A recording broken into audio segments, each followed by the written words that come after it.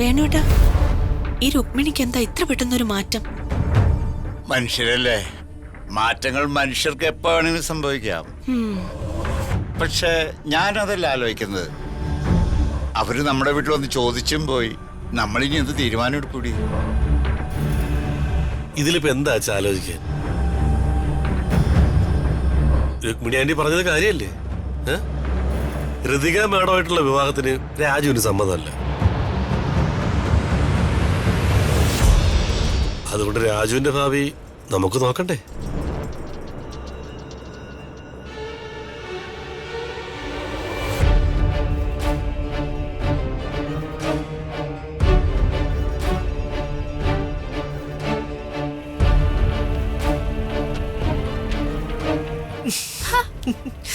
അമ്മയൊന്ന് നിന്നേ.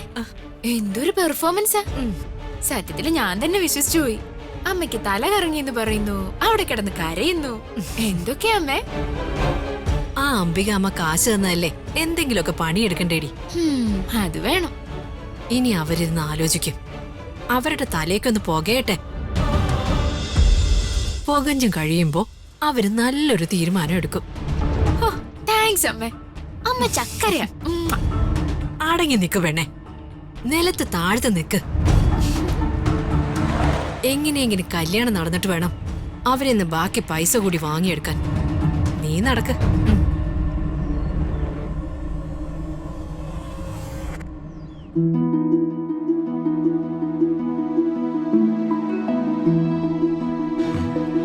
മാഡം എന്താ പതിവില്ലാതെ ഫോണിൽ നോക്കിക്കൊണ്ടിരിക്കുന്ന?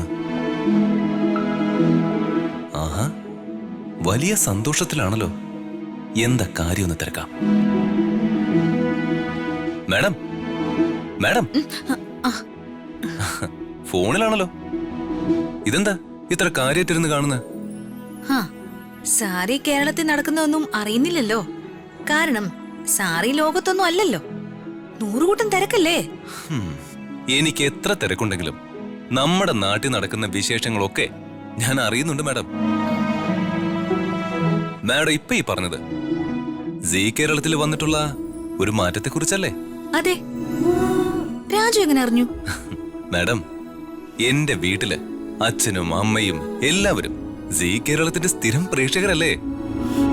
അപ്പോ സീ കേരളത്തിൽ ഒരു മാറ്റം ഉണ്ടാവുമ്പോ അത് ഞാൻ അറിയാതിരിക്കൂ?